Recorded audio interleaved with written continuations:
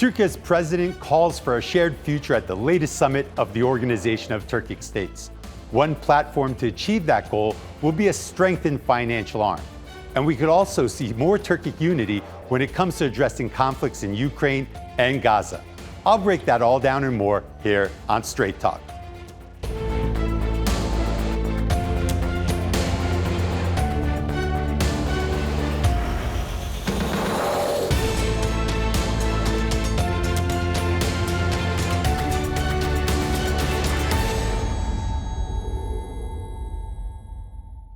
Hello and welcome to Straight Talk. I'm Yusuf Aram. At its latest summit, the Organization of Turkic States took a strong stance against some of the most pressing challenges facing the Turkic world and beyond. This year's theme, Strengthening Unity and Cooperation, directly addresses those issues. How to better connect Central Asia, the Caucasus, and Turkey. The OTS, which just marked its 15th anniversary, is also looking to expand the cultural and financial links that were started more than a decade ago. The Organization of Turkic States is emerging as a significant force. That message was clear at the latest OTS summit in Bishkek. Inshallah. Hopefully, we will work with all of our strength to make the upcoming period the century of the Turkic world. Tüm gücümüzle çalışmaya devam edeceğiz. OTS members called for an immediate ceasefire in Lebanon and Gaza, with Kazakh and Kyrgyz leaders supporting Erdogan's call for an arms embargo on Israel. The OTS, comprising Turkey, Azerbaijan, Kazakhstan, Uzbekistan, and Kyrgyzstan, also includes observer states Hungary, Turkmenistan, the Turkish Republic of Northern Cyprus, and the Economic Cooperation Organization. This growing coalition is aimed at increasing the group's influence both politically and culturally. One achievement is the consensus on a common 34-letter alphabet, which reflects their shared heritage and future aspirations. In Kazakhstan, the Kazakh language is experiencing a revival after decades of Russian domination. The drive to further revive cultural links. The Turkic World Vision 2040 framework was adopted at the 2021 Istanbul Summit. It focuses on political cohesion, economic integration, digital connectivity, transport and energy networks, and intra-regional mobility. This comes as the Turkic world, historically under Russian and Soviet influence, is witnessing a shift. While Russia maintains a presence, the OTS is carving out its space in the post-Soviet landscape.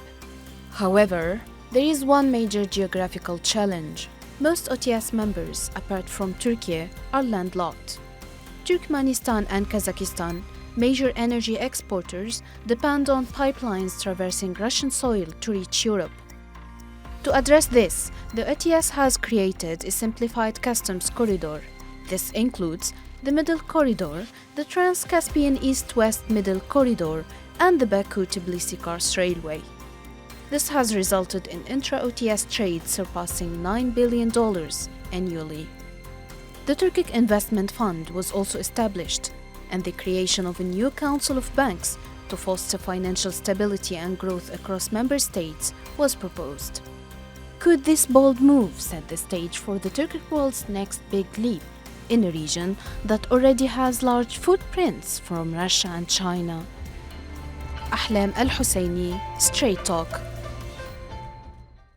For more, joining me now from Baku is Cavid Veliyev.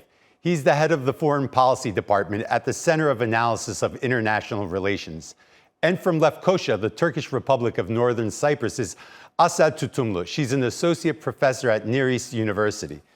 Cavid, Assel, thanks for joining me. Now, a very important leaders summit of the Organization of Turkic States. First, I want to get your evaluation of the summit before we get into questions. Cavid, what are your thoughts about the summit? What were the most important points for you? In my opinion, the Organization of Turkic States, member states' main strategy to deepen integration amongst the member states. And during the Bishkek summit, they adopted signed and adopted many decisions, many agreements, not only between the states as well as the relevant institutions of the member states.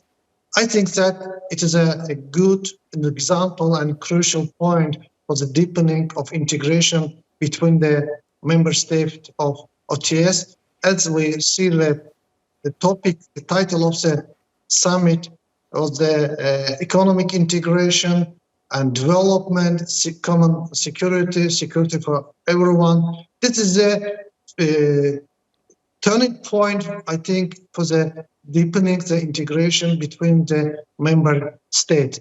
I think the first time, actually during the last summit, they discussed the issue of security and military cooperation, but in this time, I think in this field, they also adopted many important decisions for the security cooperation amongst them.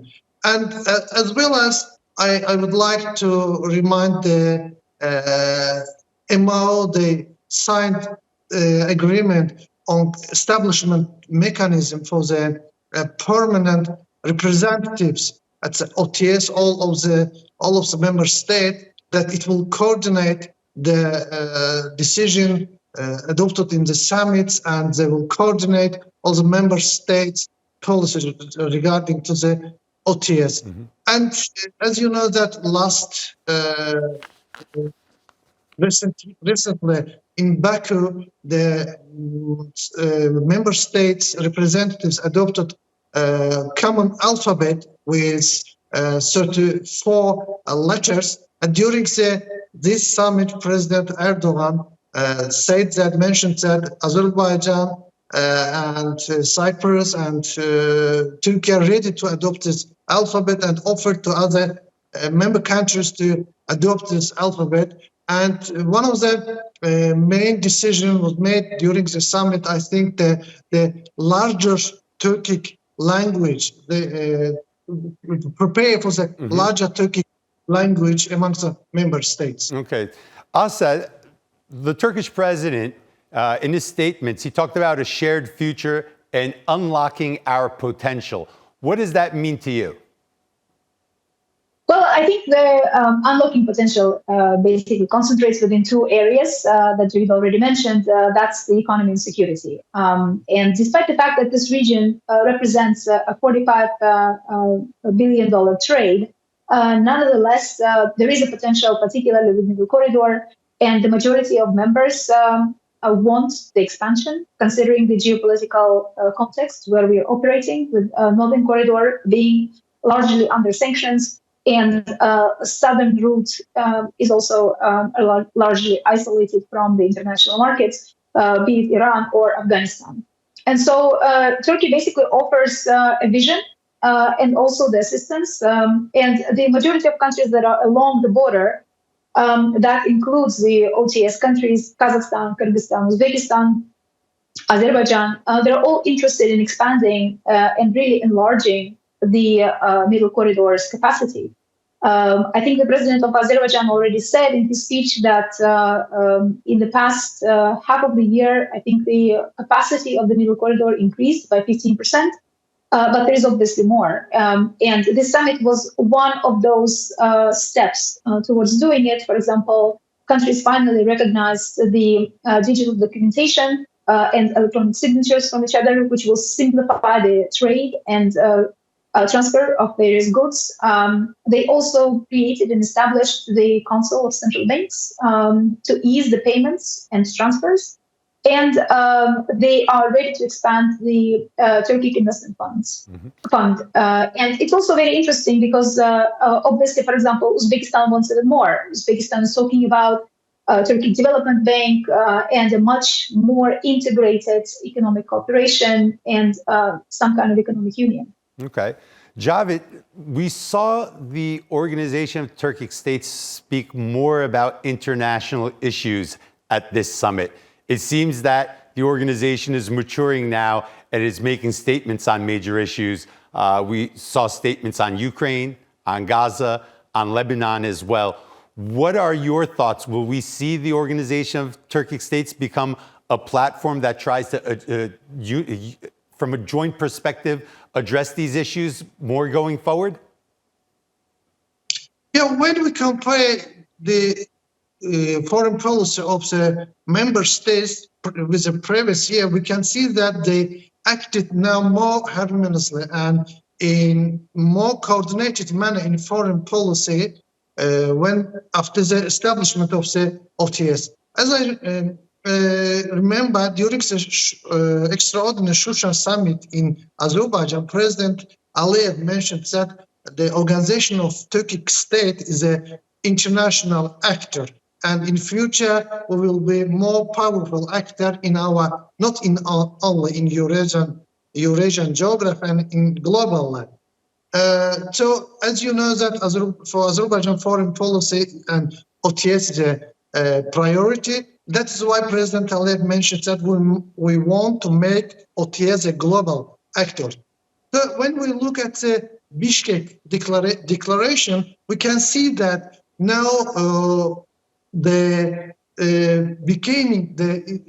OTS is becoming much more global actor. For example, as you mentioned, they adopted some in Bishkek summit declaration. We can see some mentions about the Russian-Ukrainian war, about Afghanistan. They established joint mechanism, working group on Afghanistan. For example, OTS and Minister of Trade and Foreign Affairs of Hungary signed agreement to develop their relations, OTS relations with European Union. Or the OTS, the head of states instructed the OTS secretary to develop relations with African Union and make necessary arrangement for the convening joint summit of two organizations. And they strongly condemned the terrorist attack against the TUSAŞ in Turkey. That is why we see that in security issues, as well as in economic security and transportation issues, as well as in global issues, global problems, conflict, they are making more unit progress, more unit approachment they adopted during not only in the Bishkek summit and in previous summits as well. Okay. Well, Assel, when you were talking, you mentioned the economics dimension of the Organization of Turkic States. You also touched on the Council of Central Banks. I thought that was a very interesting point. What type of cooperation will we see amongst these central banks? And are they talking about trade in local currencies? Is there any type of a project maybe for a shared currency going forward? I'm not sure about the shared currency, but there's definitely the ease of transfer. And particularly, most of these countries are located in a region that is highly volatile, that creates huge pressure on inflation, huge pressure on dollar exchange rates. And as a result of that, central banks can coordinate to the extent that they can coordinate their policies to offset these inflationary pressures and to ease basically the trade and create more predictable and conducive environment for trade between the countries. So that's basically, I think, the purpose so far. It's been about 2 years since the Organization of Turkic States rolled out its Vision 2040. This Vision 2040 envisions some type of union-style alliance.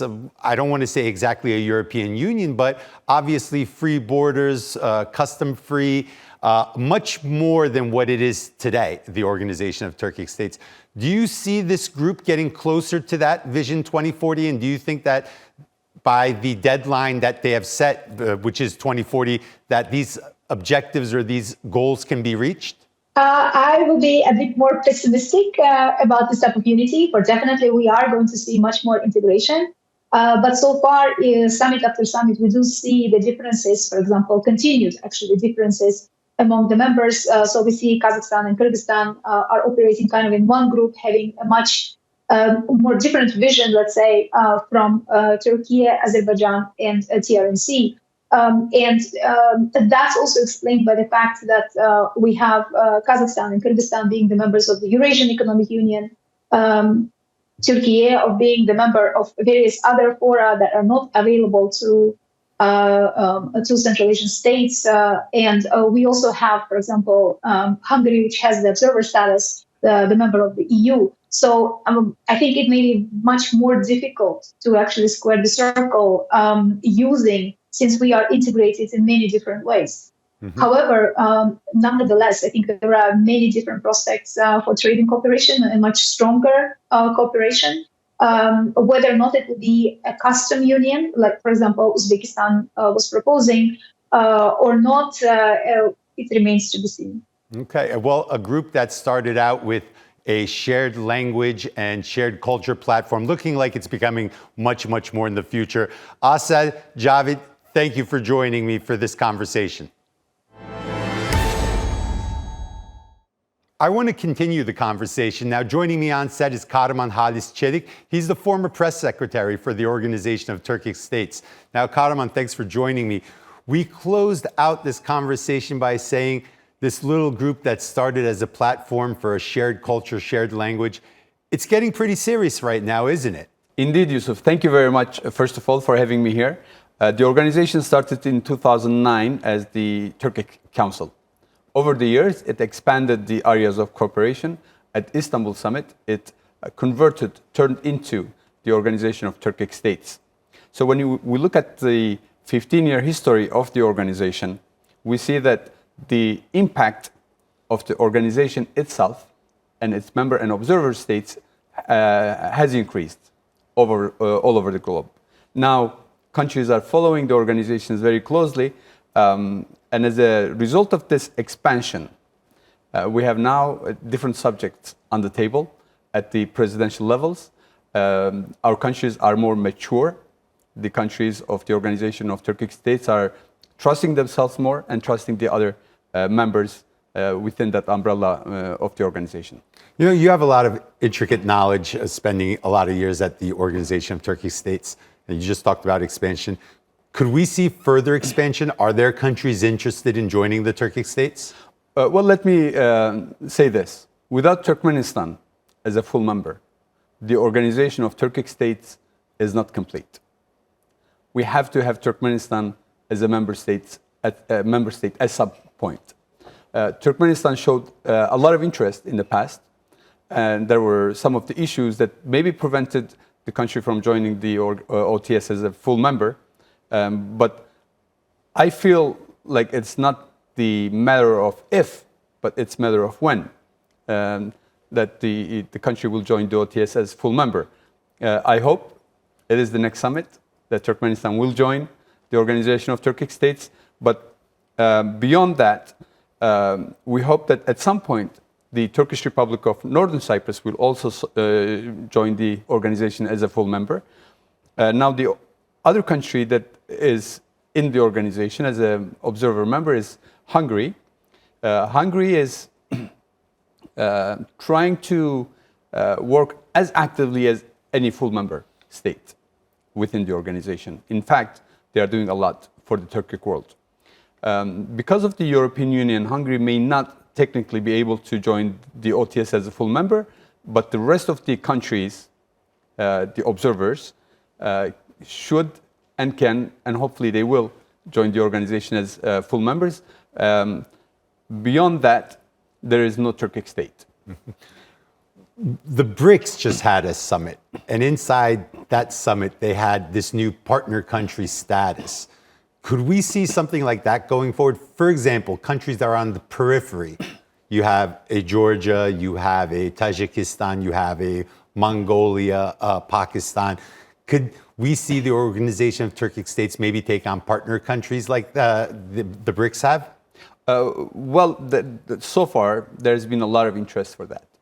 So many countries have come to the organization for that intention of becoming maybe a partner country or an observer country or affiliated country. So there is a lot of interest from Japan, South Korea, Russia, Iran, Afghanistan, South American countries, Latin American countries, European countries. So there is a lot of interest. The matter here is that the organization has to complete its procedures to legally be able to establish status such as maybe affiliate or partner country. Okay, well, this year we saw the leaders talk a little about defense cooperation. That's new. In fact, that's very new, and that's very impressive, I have to say. It is very impressive. We haven't heard about that in the past. Is this a new road that this organization is going towards? Are we going to see some type of defense cooperation, a defense umbrella, or some type of NATO type of alliance in the future? Look, the world is not going through such an amazing time right now. The Turkic countries, especially that are within the Organization of Turkic States, are in the neighborhood where there are a lot of conflicts. And the Turkic states have to take care of themselves. For the first time in 15 years, this year, the leadership of the organization took 2 extra steps that are different from previous steps. One, they talked about defense cooperation and external threats in region and globally as well.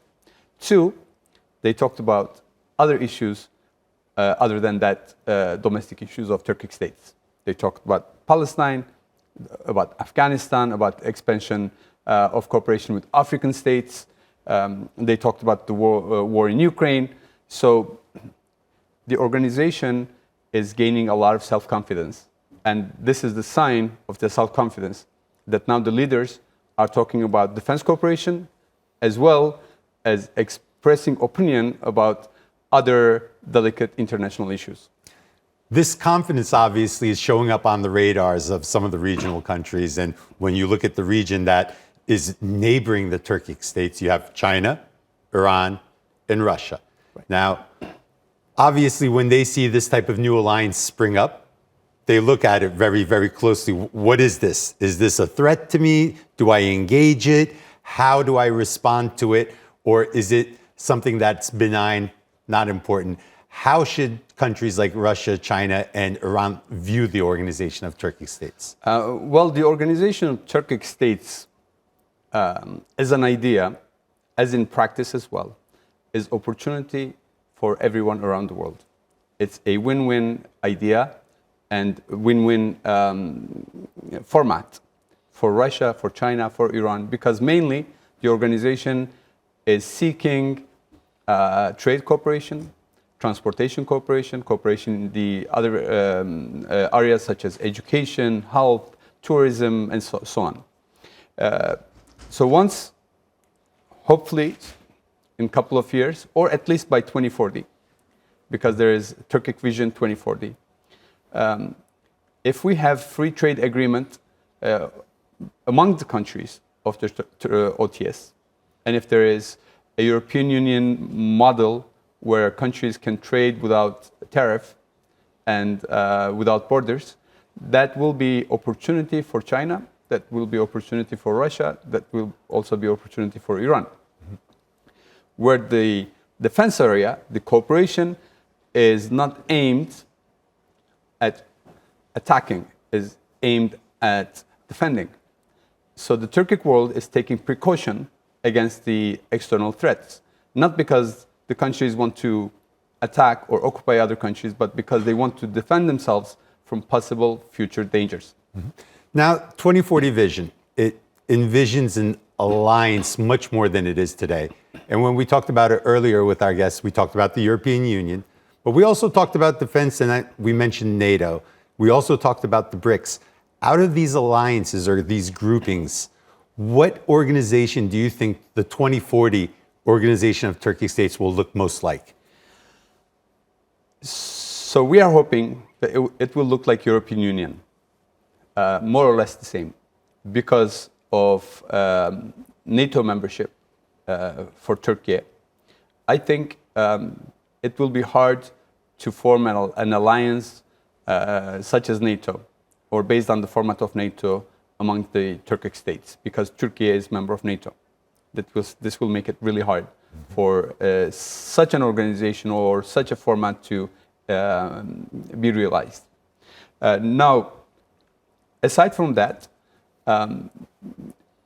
the countries are already having a lot of bilateral engagement, a lot of cooperation in the field of military, defense, and so on. Bilaterally, not as an organization, but Uzbek military is having exercises with Kazakh military, Kazakh is having exercises with Azerbaijan, Azerbaijan is having with Turkey, and so on. So there are already things happening in the bottom. Not in the organizational format, but individually. So we see that it's being cooked down there. Things are getting ready for the future. Kahraman Haliscelik, thank you for joining me for this conversation. It was very interesting. Thank you, Yusuf, for having me. And that's all for this edition of Straight Talk with me, Yusuf Aram. If you got any comments, please share them with us on X at Straight Talk TRT. And also, don't forget to subscribe to our YouTube channel. Until next time, take care and goodbye.